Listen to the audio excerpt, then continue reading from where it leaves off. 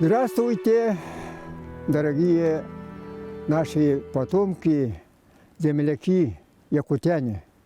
Я Эгадил, якутский Дед Мороз, привез вам из далекого прошлого, начала 21 века, горячий, искренний привет.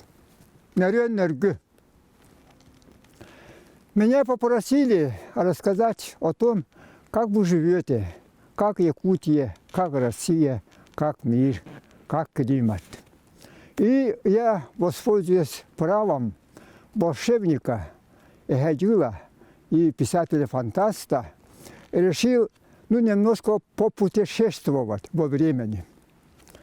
Так, в конце 21 века нависла над планетой Земля угроза климатической катастрофы.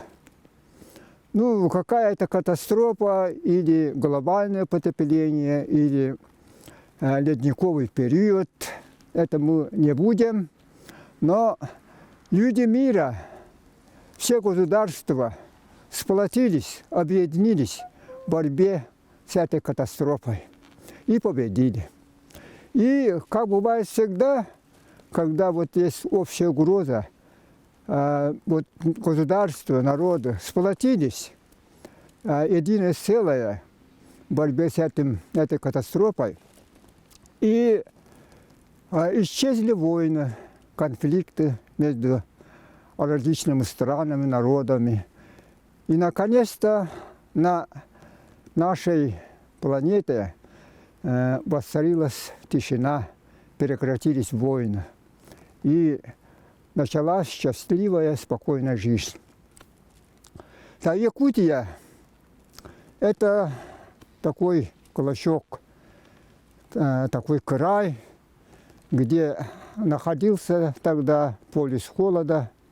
В настоящее время процветает, потому что Россия стала ведущей мировой державой, демократическим устроем и подлинно демократическим и федеративным государством. Поэтому права республики Саха-Якутия расширились, и многие вопросы республика стала решать сама. Поэтому развитие идет большими такими темпами.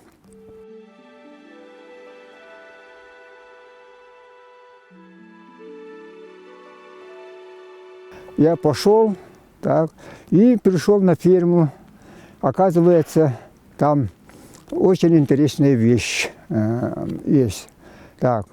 Зашли в одно помещение, а там все животные лежат и спят. Я спрашиваю, что они спят? Они сказали, видите, на дворе зима, они в это время находятся в состоянии гипобиоза. Они не питаются, и так экономится корм, и труд сельхозработника сейчас похож на труд научного работника. Я очень обрадовался. Мы пошли дальше. Город, небольшой. Почему город Якутск стал таким небольшим? А мне сказали, сейчас это не Якутск, это Туймада, город Туймада.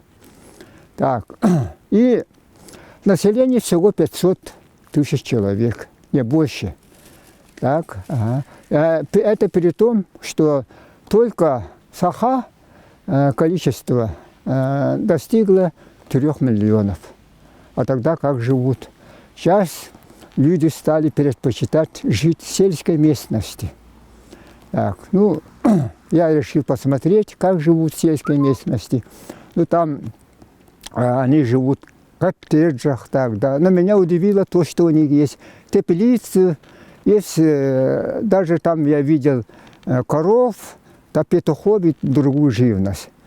А они сказали, это для души. Все есть, все дешево, все качественно, но для души мы все это сами выращиваем. Потом спросил, у вас Новый год празднуют? Еще 2 раза. Это в январе празднуем, еще летом мая месяце встречаем Якутский Новый год. Давай посмотрим. Прилетели, а там в огромном поле большое количество людей. Так, да собралось. Так, ну, я там посмотрел. Очень интересно, все национальные одежды такие, все молодые, красивые. Так, и самое главное, там Эгайджил есть, так, и Дед Мороз, и Санта-Клаус. Я очень обрадовался, значит, дружба народа процветает.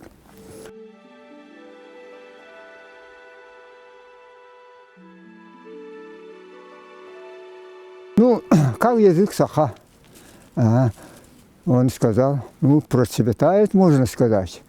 Вот у нас достигнуты большие успехи в культуре, спорте, экономике и других областях человеческой деятельности. Поэтому авторитет народа саха так вырос, что язык саха стал языком межнационального общения, но в основном среди тюркских, ну и других народов. В основном это Сибирь, так, да, и вот азиатской части планеты. Ну, я, конечно, обрадовался. Так, ну, пошли дальше. Идем дальше. А там на площади стоит бык Мороза. Скульптура, выполненная из этой, ну, добротного металла. Так, ага. Ну, я обрадовался, конечно, так, и прогулялся, воздух чистый, возвратился, там меня тоже ждут тогда, вот наши якутяне. Я сказал, что вот я посмотрел, как вы живете, я рассказал своим современникам. Ну, поскольку я человек 21 века, многие вещи, может быть, не понимаю, поэтому, если есть упущения, если есть какие-то вот это неточности, надеюсь, что вы меня простите. Ну, сейчас мне надо пора себе, 21 век. Так, дорогие мои земляки, дорогие земляне, я вам желаю дальнейшего процветания. Главное, будьте здоровы. Между прочим, вы живете 150 лет. Это меня обрадовало в среднем. Так? Живите долго и, главное, счастливо. Прощайте.